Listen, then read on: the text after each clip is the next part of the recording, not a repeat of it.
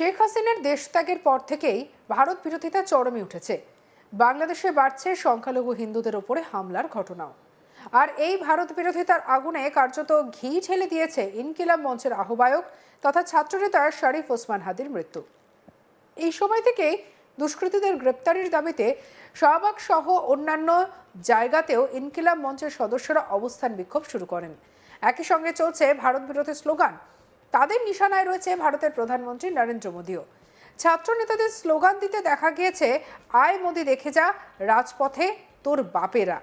এছাড়া father of terrorist Modi Modi, safe house of terrorist India India. অর্থাৎ জিহাদিদের বাবা বলা হচ্ছে ভারতের প্রধানমন্ত্রী নরেন্দ্র মোদীকে, সন্ত্রাসের সেফ হাউস বলা হচ্ছে ভারতকে। শুনে নেব ভারত বিরোধী সেই স্লোগান।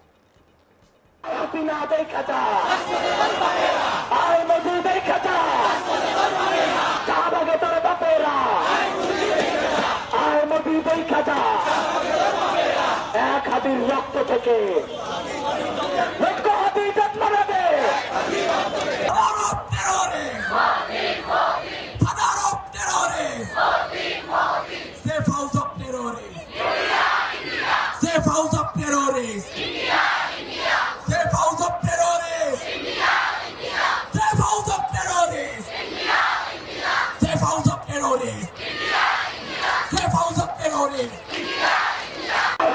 দেখা যা, আয় মোদি দেখা যা, শাহবাগে তোর বাপেরা, আয় মোদি দেখা যা, এক হাতির রক্ত থেকে লক্ষ হাতি জন্ম নেবে।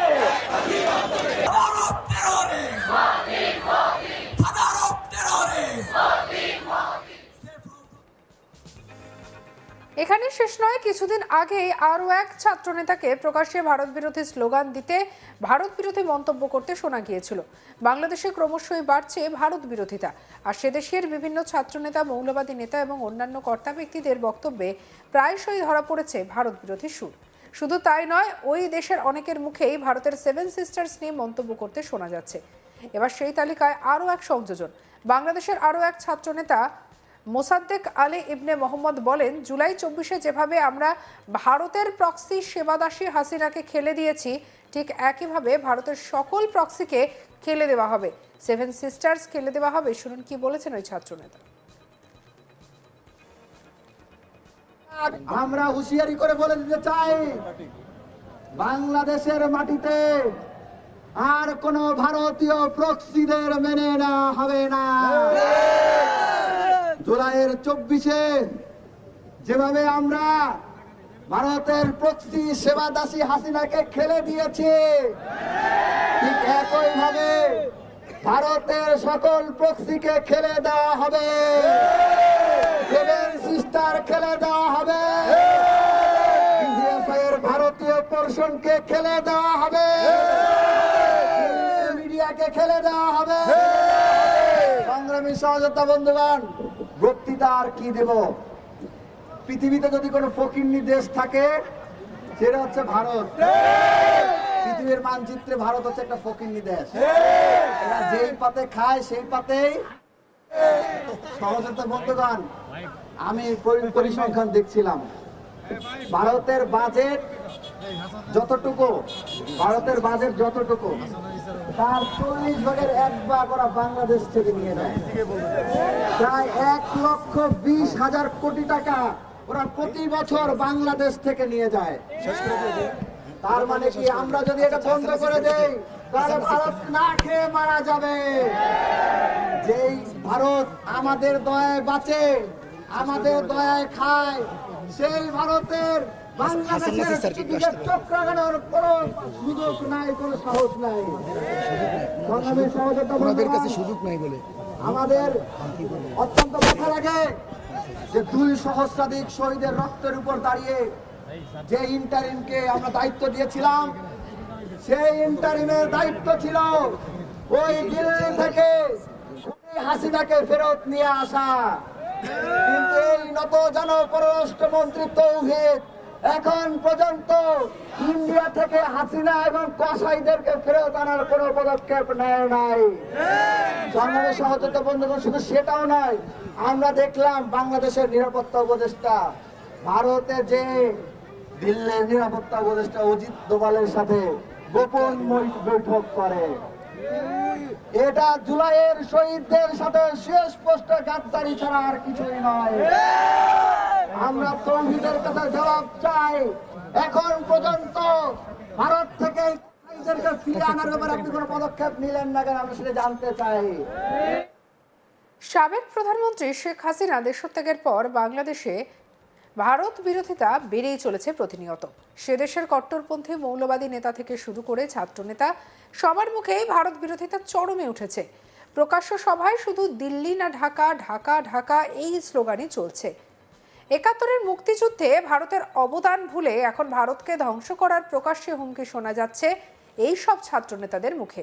এরকমই এক ছাত্রনেতার মুখে সম্প্রতি শোনা গিয়েছে এক অদ্ভুত এবং হাস্যকর দাবি। এই ছাত্রনেতা দাবি করেছেন বাংলাদেশের হাতে যে পরিমাণ ইউরেনিয়াম রয়েছে তাতে নাকি ভারত বহুবার ধ্বংস হবে। কি পরিস্থিতি ভাবুন। আর এর অর্থ সরাসরি ভারতকে পরমাণু হুমকি দিলেন ওই ছাত্রনেতা। তিনি বলেন, বাংলাদেশের কুলাউড়া পাহাড়ে যে পরিমাণ ইউরেনিয়াম রয়েছে তাতে ভারত বহুবার ধ্বংস হবে, কিন্তু তারা ধ্বংস চান না।